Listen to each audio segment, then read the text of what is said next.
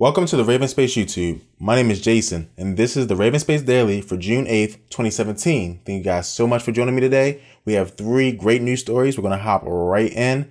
I want to say that this episode is brought to you guys by the RavensSpace Patreon. Check it out. It's awesome. Please support us. So we really appreciate it. We'll hop right in. So the first news story of the day, it comes from NFL.com, and it's telling us the final stuff about Eric Decker. Basically, we know that Eric Decker will be a free agent if he isn't traded. That came straight from the Jets. So don't consider it speculation anymore. The Jets general manager said that Eric Decker will be released if he's not traded.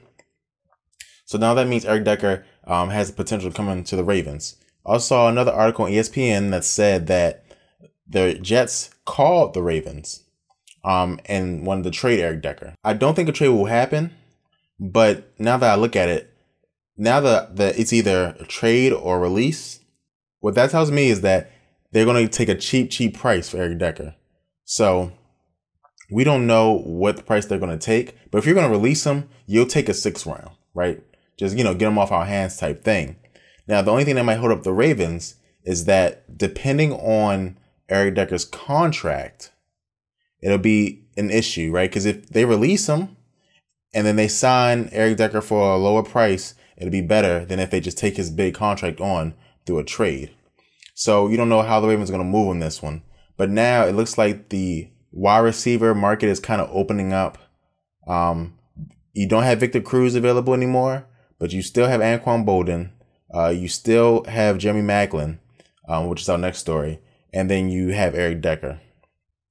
So this is kind of playing out where I really do believe that the Ravens will get a receiver, whether it's Eric Decker or Jeremy Maclin. I don't think Anquan Boldin is in the race anymore. I don't think any team wants to take that on. He must be asking for a price or something that, he wants, but no one else would give him.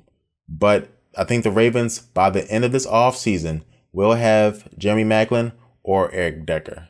And they can only afford one, so they have to pick which one they think is best for their team. It'd be interesting if it gets to a situation where they're both on the table and the Ravens have to make a real choice. So we'll see how all that goes. You never know. This stuff is super interesting, and the Ravens have a chance to get better if they can seal the deal. So the next story of the day deals with Jeremy Maclin, and Jeremy Maclin left the Baltimore Ravens without a deal. So John Harbaugh had his press conference today, and he said that he had a great visit with Jeremy Maclin. And I'll give you the quote that he said, or the reason that Jeremy Maclin left. He's going to go back. We didn't press him to stay, Harbaugh said. I think talking to his wife is really important. He's got a wedding this weekend, so he wants a little more time to make up his decision.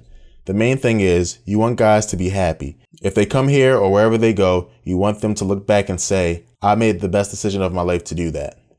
Maclin met with a couple of teams, and other teams are rumored to meet with him and stuff like that, like the Patriots. But for a fact, we know that the Bills are high on his list and the Ravens are.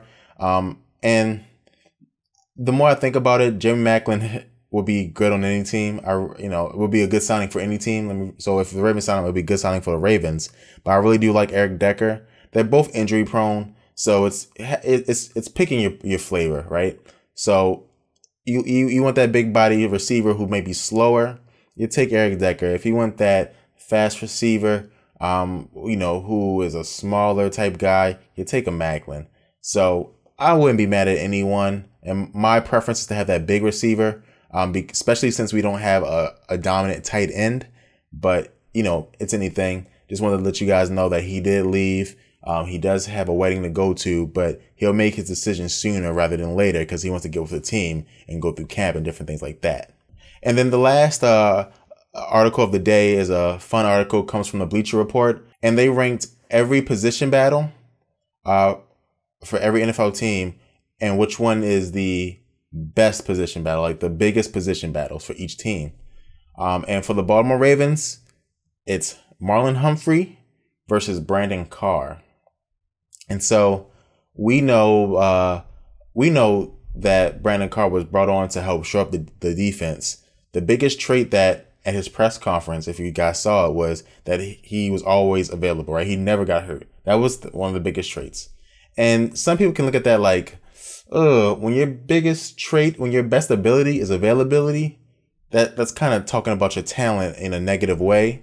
I looked at it as, man, Jimmy Smith gets hurt all the time. Let's get some backup, some reassurance. But from what I hear in training camp, and the Bleacher Report has been hearing it as well, that Brandon Carr is not performing well in training camp. Marlon Humphrey is also a bigger cornerback who, is younger, has more potential, and people are thinking they should give Marlon Humphrey a chance. Personally, I like Brandon Carr. I think he was much improved last season. And if I was a coach, if I had a chance to make a decision, I would put Brandon Carr out there first. Especially since, Brandon Carr only has 2 years. So his contract is only 2 years long. You can cut him after the first year and be relatively, clean and even. I would do that. Put him on the field. Let him play. And unless he disproves his ability, then, you put in Marlon Humphrey. But I do think Brandon Carr will win the starting job. But we can only see because only time will be able to tell. But let me know who you think will win in the comments below. Who will be the week 1 starter? Marlon Humphrey or Brandon Carr? And now it's time for the mailbag question of the day. The mailbag question is brought to you guys by the TheRavensSpace t-shirt store. Please check out our t-shirts. I put the link in the description below. I want to make a PSA, a public service announcement. I see a lot of you guys are putting questions in the comments.